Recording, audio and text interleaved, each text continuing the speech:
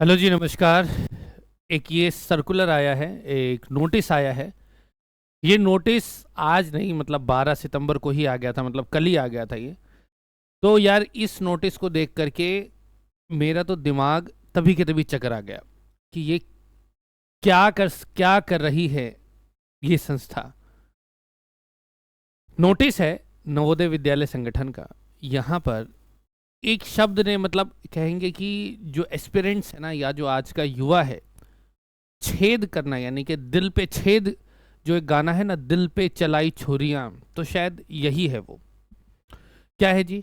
Notice for the cancellation of the recruitment examination for the post of junior secretariat assistant, lab attendant and multitasking व्यक्ति, जो कि non teaching category में आते हैं।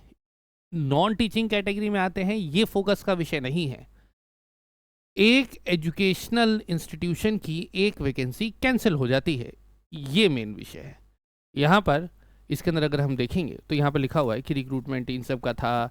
ठीक है, इनका जो एग्जाम है, it was held on 17-18 May 2025। The recruitment exam for the above set post stand cancelled. जहां पर जो सबसे बड़े दो शब्द हैं, एडमिनिस्ट्रेटिव रीजन। अरे भैया, ये क्या है? ये तो मैं कहूंगा कि एक ब्रह्मास्त्र हुआ करता था, एक संजीवनी हुआ करती थी। यहां पर तीसरे नंबर पर अगर कोई शब्द आता है तो वो एडमिनिस्ट्रेटिव रीजंस आते हैं। और बार बार ये जो शब्द लिखे हुए हैं ना, non teaching non teaching non teaching, क्या है ये? कि मतलब भैया, टीचर्स के साथ कोई छेड़खानी नहीं करी है। नवोदय विद्यालय खेल इससे पहले भी खेल चुका है, कैलेंडर जारी किया था, उसको वापस हटा लिया। फोन किया तो जी हमने तो कभी किया ही नहीं। ठीक है, अच्छी बात है, एक बहुत ही रेप्यूटेड संस्था है और संस्था के प्रति आदर हमेशा है और हमेशा रहेगा। बच्चे निकलते हैं, बहुत आगे निकलते हैं। क्यों निकलते हैं? क्योंकि वहाँ पर जो योग्य शिक्षक है, जो इंटेलेक्चुअल टीचर्स हैं, वही काम करते हैं। उसी के बेसिस पर आज इस संस्था ने अपना नाम पूरे देश में नंबर 1 बना रखा है।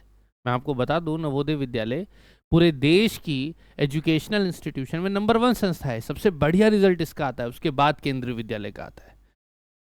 लेकिन आप इसकी दूसरी साइड देखिए कि योग्य शिक्षक तो लगे हुए हैं, लेकिन और भी योग्य शिक्षक तो तैयार हो रहे हैं ना। कोई व्यक्ति DElEd, BElEd, BEd, graduation, post graduation क्यों करता है? ये इस देश में जितने भी साथी टीचिंग का कोर्स करते हैं, तैयारी नहीं, टीचिंग का कोर्स, जैसे कि डीएलएड, बीएड, बीएलएड करते हैं, क्यों करते हैं? जब वो 12th के बाद या ग्रेजुएशन के बाद किसी ऐसे एग्जाम में बैठते हैं या फिर ऐसे कोर्स में जाते हैं, तो क्या ये सोच के बैठते हैं कि बड़े होकर के या इस कोर्स को पास करके किसी प्राइवेट संस्था में काम करेंगे या किसी प्राइवेट स्कूल में काम करेंगे? अगर कोई प्राइवेट स्कूल में काम करता है तो या तो वो बहुत ही रेप्यूटेड, बहुत बड़ी संस्था होगी, या तो सिर्फ और सिर्फ उसकी मजबूरी होगी कि वह वहां पे काम कर रहा है। मानते हैं? क्योंकि अगर मैं या मेरे जैसा कोई भी व्यक्ति तैयारी करता है या कोर्स करता है, तो इसीलिए करता है क्योंकि उसने ये सोचा है कि भाई एक केवीएस होता है, एक एनवीएस होता है, एक स्टेट गवर्नमेंट की जॉब होती है, तो वहां पर जाकर के मेरे को इस राष्ट्र को सर्व करने का मौका मिलेगा। इसी सोच के साथ वह इस कोर्स के अंदर एंटर करता है। कोई व्यक्ति जब एमबीए करता है, तो क्या एमबीए करके वो चाय की दुकान लगाने के लिए थोड़ी एमबीए करता है? वो एक बहुत बड़ी कंपनी के अंदर एक मैनेजिंग डायरेक्टर बनना चाहता है, इसलिए वो एमबीए करता है।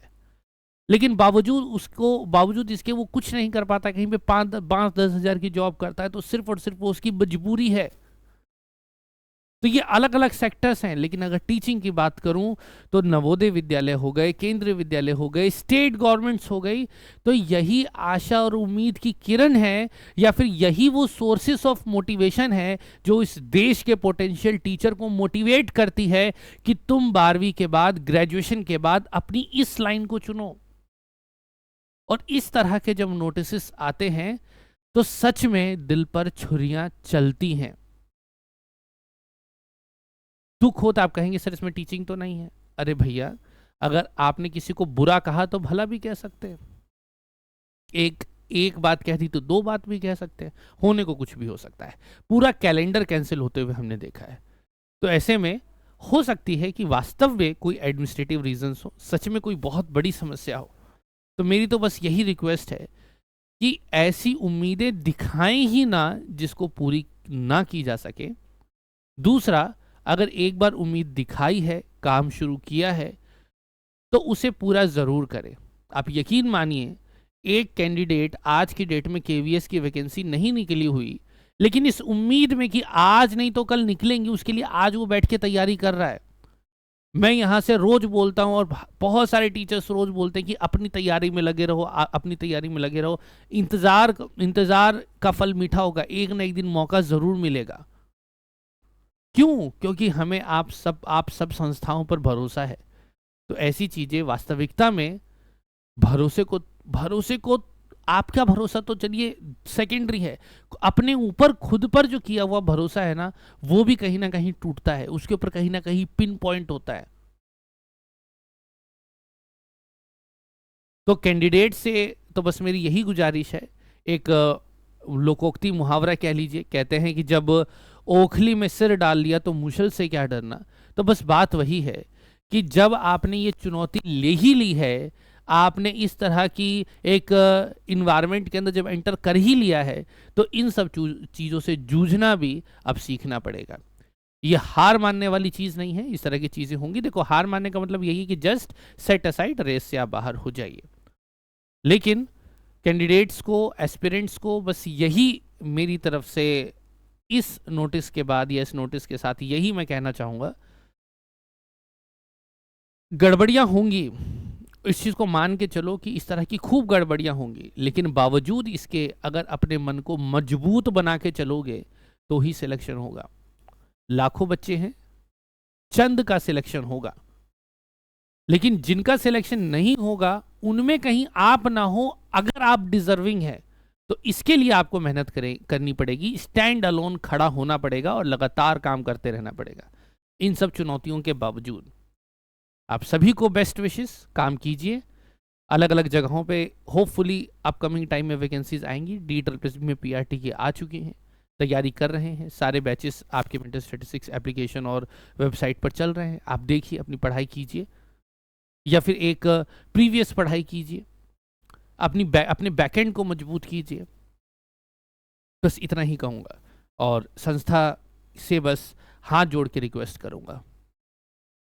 बस आज के लिए इतना ही, मिलेंगे अगले सत्र में। नमस्कार।